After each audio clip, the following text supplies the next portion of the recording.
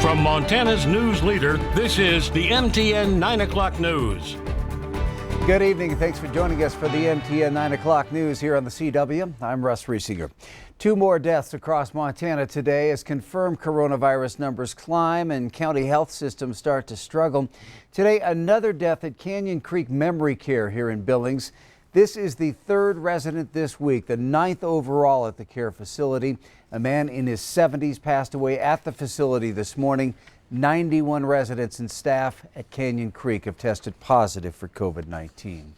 Today's second reported death is a Lewis and Clark County resident over the age of 65. That's the county's first confirmed COVID-related death.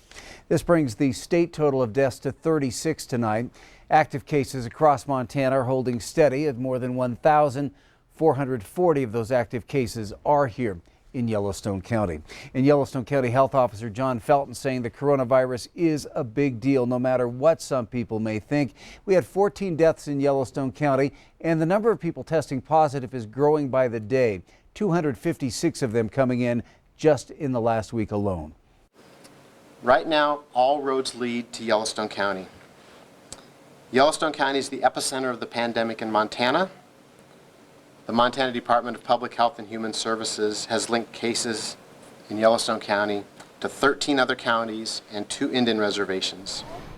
Felton also addressed a couple of other issues. Because of a backlog in getting test results, they'll only be testing asymptomatic people at the Shrine Auditorium tomorrow, but they will continue testing people with symptoms or who have been identified through contact tracing.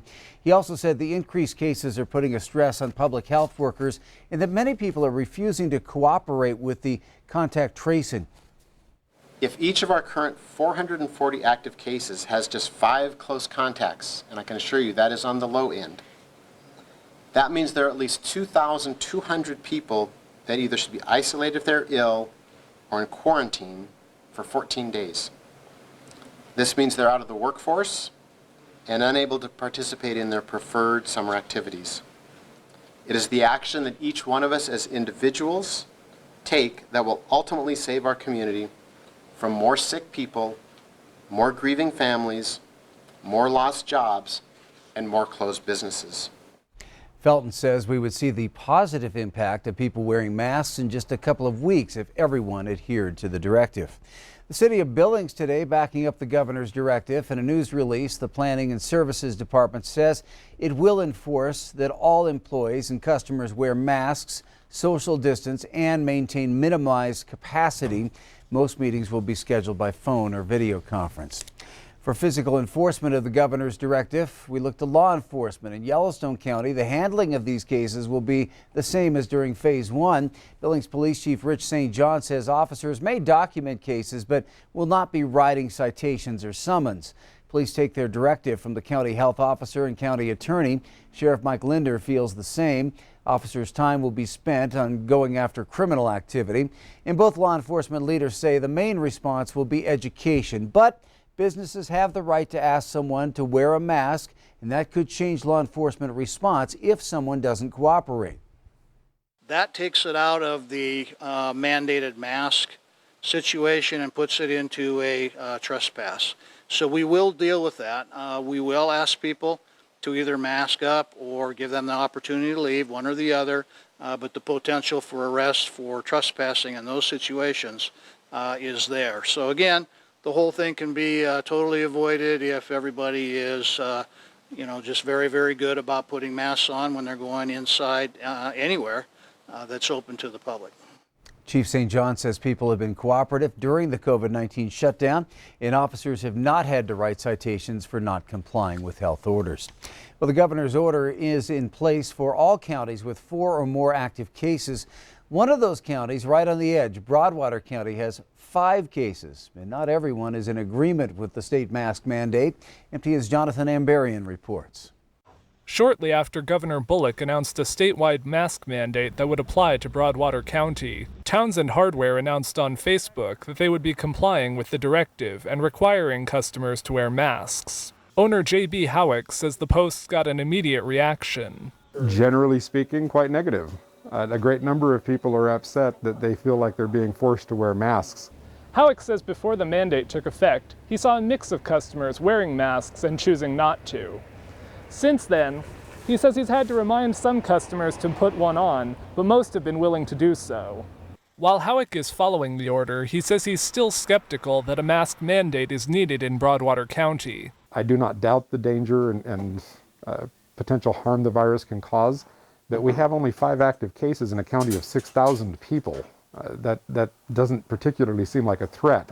The governor's order also drew sharp criticism from Broadwater County Attorney Corey Swanson. He said he believes requiring masks will undo progress they've made in encouraging people to wear them voluntarily. So my concern was that if we have a mask order, it's actually going to be a step backwards because it's going to overly politicize the issue.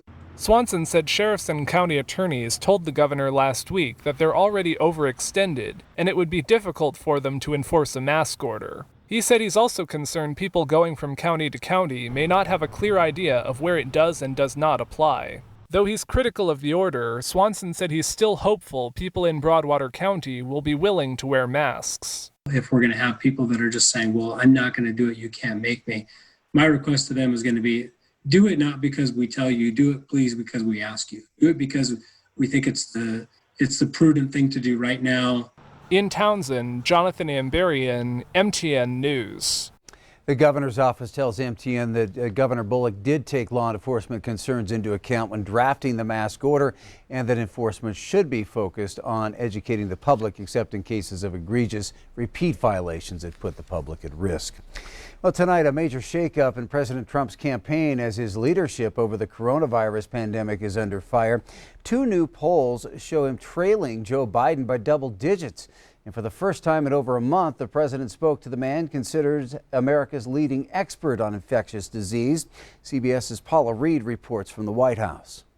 CBS News has learned the conversation between Dr. Anthony Fauci and the president took place yesterday on the phone, the first time the 2 men have spoken in a month and a half. We are not in total control right now.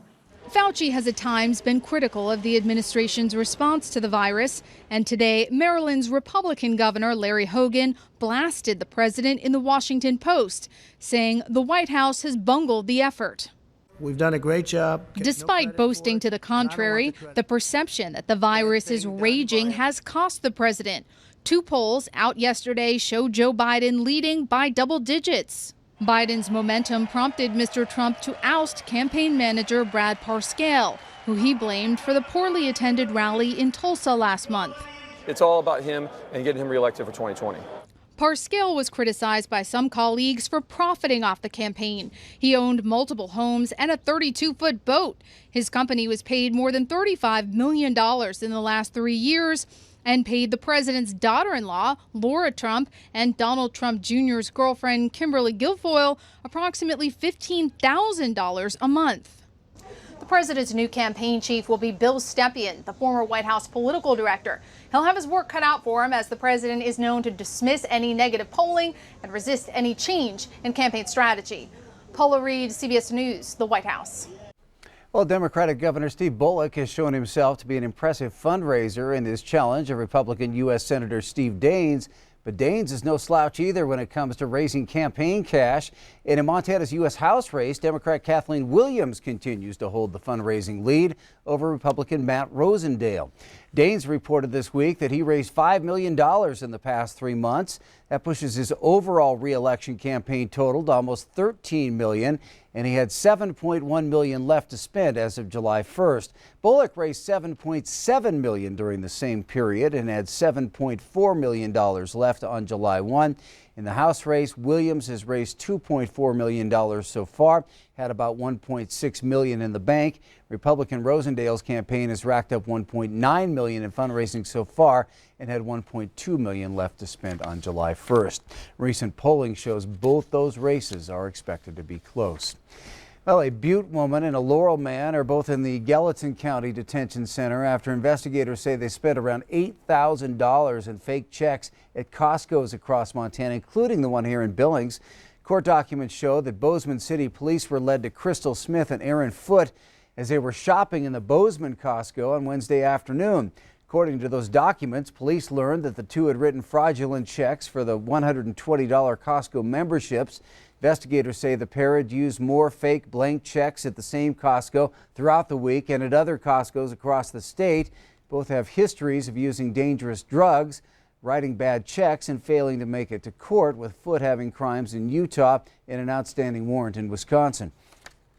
There is concern for public safety, as this looks like a series of similar bad check crimes. This was not like a one-time ordeal at the Costco's. This is repeated conduct from Costco stores in Missoula, Billings, and Helena all in the previous weeks. The attorney with Yellowstone County also pointed out that the car the pair was using was possibly stolen. Well, despite the mask mandate, Montana's Big Sky State Games are set to get underway tomorrow evening, but coronavirus is already forcing a change with the opening ceremonies. Originally, Olympic mountain biker and Montana native Sam Schultz was slated to be the torchlighter, but he'll not be attending due to his girlfriend exhibiting COVID symptoms. Both he and his girlfriend were unable to obtain test results in a timely manner. So to be safe, Sam is passing his torch duties to world bareback champion Deb Greeno. The games are set to kick off tomorrow night at Dallas Stadium, with the gates opening at 6 p.m. Those games do have updated safety guidelines, including that all spectators must wear masks. For more information about the games, you can log on to ktvq.com. Well, animal shelters and food banks across Montana will get a fresh supply of pet food to help during the pandemic. About 25,000 pounds of dog and cat food was delivered to Summit Beverage in Butte to be stored until volunteers can distribute that food across the state. The Humane Society of Western Montana received a grant for the food to help families with pets. You know, people are having a hard time with rent and mortgages, and we don't want people to have to surrender their pets or even to have stress around food insecurity for their four-legged family members. Summit Beverage offered free storage of the pet food, and volunteers will begin that distribution next week. Still to come on tonight's MTN News at 9, female veterans joining together in hopes of changing public perception. We'll explain in just a bit, but first, Bob McGuire's in with your full 7-day forecast.